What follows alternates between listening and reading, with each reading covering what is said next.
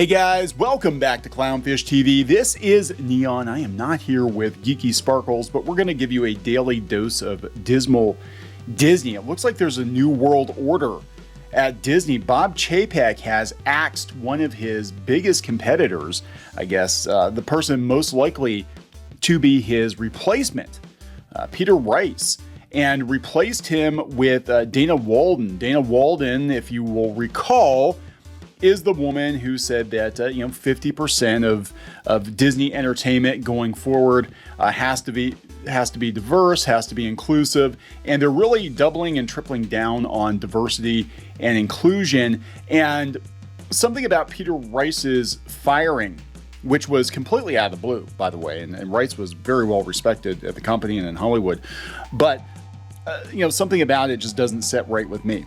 It was kind of the way that Bob Chapek did it and what he said when he fired him. It only took 7 minutes to fire him, and he said that he's not a good fit for Disney going forward. Instead, they're going to put Dana Walden in. So let's unpack this. There's a lot to unpack. Before we get into it any further, please subscribe for more pop culture news, views, and rants, guys. Over 269,000, almost 270,000 subs. Thank you for the support. We do talk about pop culture. We talk a lot about Disney, having worked in and around the company for a number of years, different capacities. And so this is shocking that Peter Rice got fired. It's shocking how he got fired. And a lot of people had Peter Rice pegged to potentially be Bob Chapek's replacement. Chapek hasn't been doing a very good job. A lot of people don't think Chapek has been doing a very good job, and a lot of people thought, when his contract is up next year, that he would be terminated, and they'd put Peter Rice in. But Chapek terminated Peter Rice, and now all of a sudden we've got the Disney board affirming that Bob Chapek is he's doing okay. He's got a vote of confidence from the board. So is this Bob Chapek just taking out a potential rival? Or is there something else going on at Disney, that this is about that cultural shift at Disney? And it's very clear that Disney is not the same company, but to replace this guy with a woman who's like, yeah, we got to be 50% diverse, and we passed on shows because they weren't diverse enough. It sounds to me like while Netflix is kind of rolling it back and trying to purge the quote-unquote wokeness from the company, Disney is going to double, triple down on it. So let's talk about this. I have to give a hat tip to an insider. I'm not sure if they want named or not. I asked them, and so I'm going to leave their name out, but you know who you are. You know who you are. LA Magazine only took 7 minutes to fire Peter Rice. Bob Chapek took 7 minutes to fire Disney entertainment boss Peter Rice.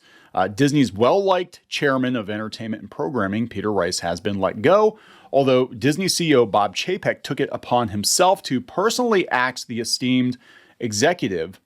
His personal touch is a cold one indeed. According to The Hollywood Reporter, it took only a terse 7-minute meeting for the Mouse House chief to dismiss Rice on Monday, saying he was a bad fit in the new Disney culture.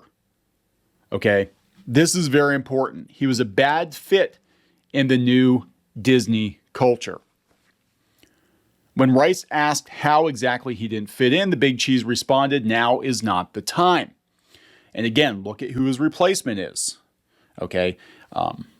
If you go out to the Disney Parks blog, they're talking about, the key of inclusion. I think it's the 5th key. They're talking about the new boss in Hong Kong Disneyland, who I think is a white guy, actually. But they are definitely going all in on diversity and inclusion, which is fine, but diversity and inclusion is often a Trojan horse for far left activism. And usually we start sneaking in people that are anti-business, anti-corporation, anti-money, and then companies start losing money and they start attacking their fan bases. And look, if you had any hope that Disney was going to pivot, like Netflix has, like Warner Brothers has, I think this is your answer.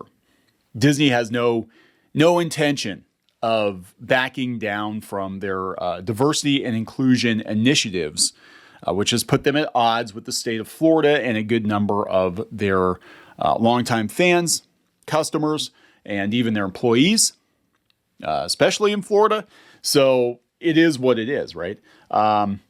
Rice may have fit in a little too well, insiders told The Hollywood Reporter. Some saw Rice as a man who was positioning himself to possibly take over Chapek's job, and some powerful industry insiders were not happy to learn of Chapek's latest move. So going out to Pirates and Princesses, Geeky put this article up, and she's actually out this morning, but she's here in spirit. Here's what The Hollywood Reporter said. Sources say embattled Disney CEO Bob Chapek summoned Rice to his office Monday and relieved the former Fox executive of his duties. The CEO, who took over for Bob Iger last year, is said to have felt that Rice was no longer a fit. The dismissal took place in a 7-minute meeting. According to sources, Chapek told Rice he was not a fit in the new Disney culture, to which Rice said words to the effect that he thought they were in the midst of building the new Disney culture. He asked in what way he did not fit, and Chapek responded, "Now's not the time. Now's not the time. See ya." This comes after the corporate affairs officer, Jeff Morrill, suddenly left at the end of April and was replaced with someone with a very political background. That is true. As Jeff Morrill got going, and it looks like, look, this is my armchair opinion. I have no inside knowledge on what's going on at Disney right now, right? Believe me, they don't talk to us anymore. But if I had to guess, I'm going to say that Bob Chapek is a puppet. I think Chapek, to keep his job, is going to start pushing more wokeness into the company, more activism into the company, injecting it into the company to keep his job, to keep whoever's bankrolling Disney at this point happy, and hoping that he's going to buy himself more time. And I think it's going to come at a great cost financially to the company, because I think that we're going to see, like Netflix and Warner, that this kind of activist entertainment does not make money, and it actually repels people. Even people who agree with the quote unquote message are repelled by the heavy-handed nature of it. In a memo we sent out that echoed the same sentiment. It was given to Rice as a reason for his termination after 3 months in this new role. Has become clear that for a number of reasons is not the right fit. Interesting. It gets better. According to Hollywood Reporter sources, Chapek was angry because he thought Rice was positioning himself to replace him. They said that, and these are insiders, and they're like Peter's beloved, said one agent, noting he was overseeing a successful division. Referring to Chapek, he said, "How many times does a person have to show you who they are?" Wow. Yeah, Chapek is not liked in Hollywood. Many are pointing out that Rice's contract was still years out while Chapek's was not. There have been strong pushes as of late to remove Bob Chapek as the CEO of Disney. Disney fans and park guests have been demanding his removal for quite some time. If Disney Plus suffers a drop like Netflix, it might give the board even more reason to remove him. That's true, and they think that that's coming, especially if they lose, believe it or not, of all things, especially if they lose cricket in India. Like, Disney is going to drop a whole bunch of Hotstar subscribers. Chapek is not winning people over. If he thought Peter Rice was trying to take his job, or if he thought that Rice might be considered as his replacement through no fault of his own, Chapek's actions would make sense. So replacing Rice is his own right-hand woman, Dana Walden. You might remember her as the executive that said they had a lot of good shows submitted, but they passed on them because they weren't diverse enough. Yes, this is Dana Walden.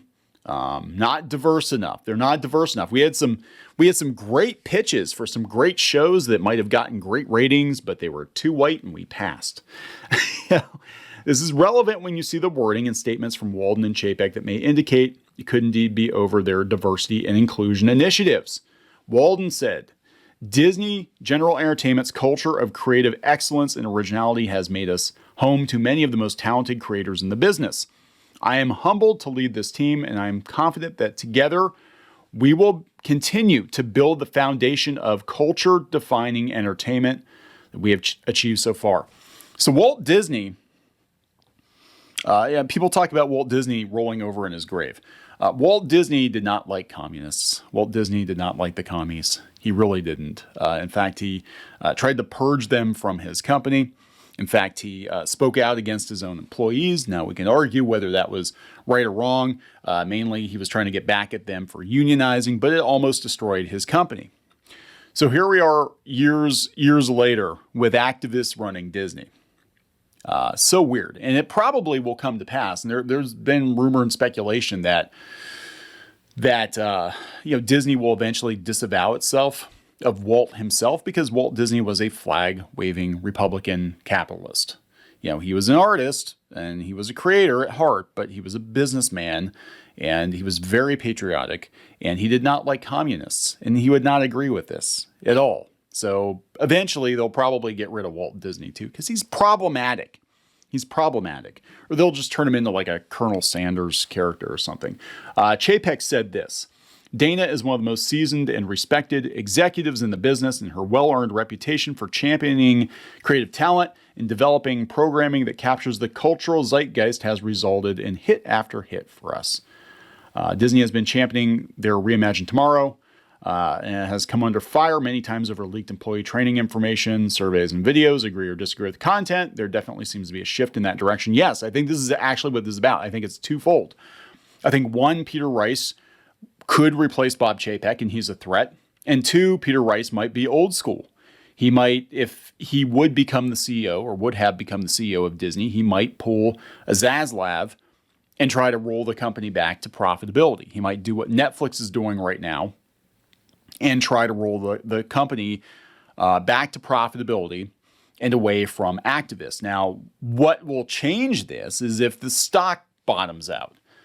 And it could happen. If they start losing subscribers on Disney Plus, it's absolutely going to happen. But, this is just the direction Disney is going to go in, guys. This is it. This is what the new Disney looks like. Here we go. The Wrap's got an article on it. Peter Rice was blindsided. Rice wasn't the only surprised at Chapek's decision. Blindsided was a word heard frequently from executives around Hollywood on Thursday as the bombshell news raced through executive suites and set iPhones ablaze.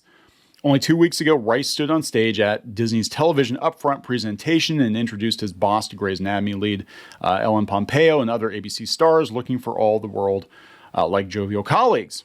Rice was a Fox veteran who wasn't part of Chapek's longtime regime. The two worked closely in the past 2 years to build relationships, so the shock this week was all the more jarring.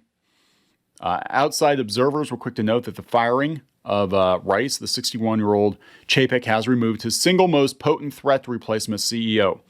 With Disney stock down nearly 44% from its 52-week high and Chapek's current contract up in less than a year, many saw the move as a classic power play and not a very subtle one. Well, Chapek is not subtle. The whole thing looks bad to me, a former top Disney executive added. It'd be interesting if Michael Eisner was like, what the fuck is going on? Why can't they get Michael Eisner back? Eisner had a lot of faults, but he was a hell of a lot better, I think, than Iger and Chapek combined. Chapek is nervous about his future, and he understood this was a big move. The thing is it's going to backfire. It's actually going to backfire. Disney stock is now under $100 because they fired Peter Rice, because this looks bad. This looks very, very bad. In fact, I'm seriously considering, and I've got a lot of Disney stock, and I've been hanging on to it for years. I'm seriously considering just dumping it at this. I want to wait till it goes up a little bit more, but I'm nervous. I'm legit nervous, especially if their numbers are down on Disney Plus. But I'm getting to the point now where it's like, I don't want to support this company. I'm tired of it. I really am. Geeky still likes to go to Disney. I go begrudgingly, but the reality is this is not the Walt Disney Company we grew up with. It's not going to be. It's very clear that they're going to lean into activism and over profit, at the cost of creativity, because it's all about the message.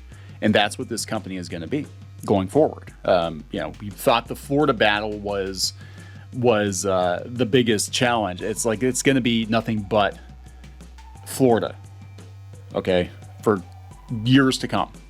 But eventually they're going to drive away the normies, and I don't know, guys. It's a disaster. It really is a disaster. I'm going to wrap this one up. Any hope I've had, any hope I ever had for Disney to come back swinging and resemble its former self is quickly evaporating. Because all the good people are going someplace else, or they're getting gone. And a company's only as good as its people, right? At this point, it's just an IP farm. And that's it, And I'm telling you, Walt Disney would not approve at all. So that's it. So I'm going to wrap it up. Please subscribe for more Pop culture news, views, and rants, guys. We'll talk later.